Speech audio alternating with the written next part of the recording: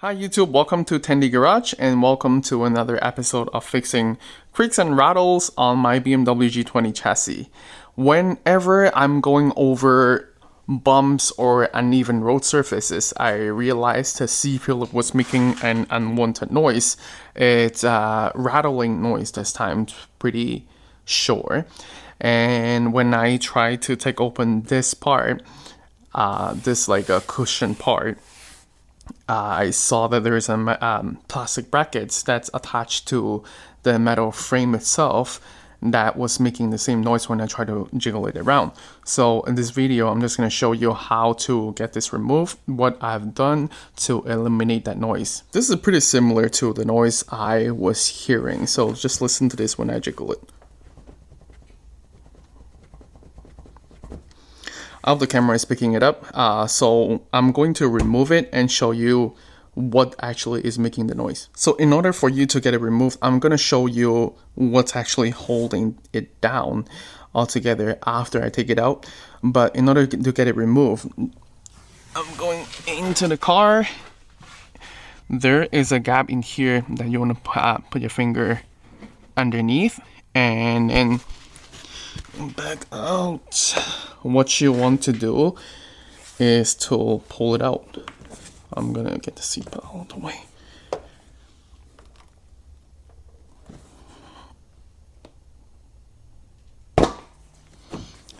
Don't be alarmed, it's pretty normal. And after you pull towards yourself, what you want to do is still leave the bottom part like in its position. And after you get it pretty much all removed, you want to pull it up. And then this cushion part is out. So what actually was making the noise is this bracket right here. Look at how loose it is. I mean, when it's attached with the bracket, it's going to be less movement, of course, but then it's still pretty drastic of movement, and this is pretty much the noise I was hearing by the C-pillar area. So I'm going to show you how I'm going to be doing it to eliminate that unwanted movement and of course unwanted rattle noise. So to get it removed, you want to pinch, feed your finger in here and then pinch in here, pull it down, and of course without breaking it, so you just have to watch out your force. Take it down and then pull it out. But now quickly go back to the cushion. How this is actually mounted onto the frame is that this white part goes back on here and it's going to lock this cushion back in place onto the frame, corresponding to, of course, here. And this is like a guiding bracket that's gonna slide into this groove right here to get it aligned. And look at the bottom part, there's like a hook in here, another hook in here that's gonna go into here. And that's why when I say like after you pry off the top part, you want to lift it up so that it's going to free it from the hook. And I'm just going to go on to the other side where I've already done the work. So what I've done was the contact bracket, the white bracket here, I felt tape all four sides where it's making contact with the frame. And this is a locking tab, mind you that.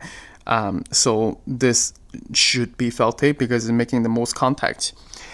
And then going back to the corresponding slot on the frame, I also felt tape it down. You want to make sure you go over and inside so that where it's actually making contact with the bracket.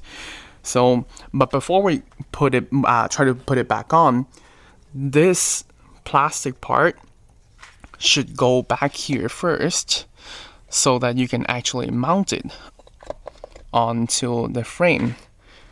I know it came separated like into the car for the plastic bracket, but this should go back on for easier mounting. I'm just gonna use two hands, but the general idea is just to fit it back in, but there is a locking tab here and here. So you want to squeeze it and then put it back in. And I just put one side on and then squeeze the other side to lock it back in. This is not going anywhere, so I'm just gonna put it back. And now I'm gonna put the cushion back on. Of course, you wanna get the seat belt to be not in your way. So we're just going to reverse the procedure what we've done, and you wanna pay attention to the hook here. That's gonna go onto here. And then this hook over here is gonna go onto here. So we're gonna feed the bottom part in, make sure these two hooks are situated, and then we're gonna push the top part in and have the plastic clip back onto the chassis. Now I've mocked it up, so I made sure that the hook is into its slots, and then this is going over. And when this gets into its desired position, the bottom one has already fit in as well. At this point, before clipping back in, you want to make sure that bottom part, both hooks are actually into its spot. You can feel there should be not a drastic gap in between.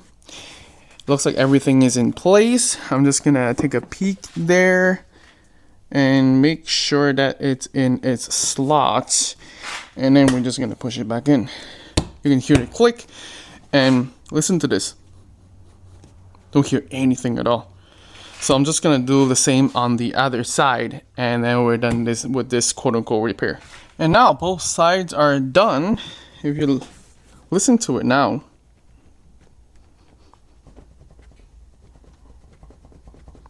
barely making any noises, and this is barely moving either. So that's good. But before you do go ahead and take it out for a test drive, you want to make sure where the seal is still in place, is still all good.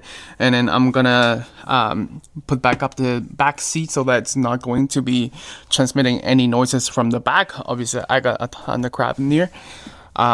So that's it for this video, and that should fix some of the unwanted noises. As long as you can recreate it, you should be able to know where the rattle sound is coming from, where the creaking noise is coming from. So if it was helpful to you, please give it a thumbs up and consider subscribing. If this is your first video of the channel, welcome. And if this is your first video about the Rattle series, please do make sure to check out the episode 0 for intro, as well as the episode 1. That all the G20 is going to have that issue with the front speaker dash grill that's rattling.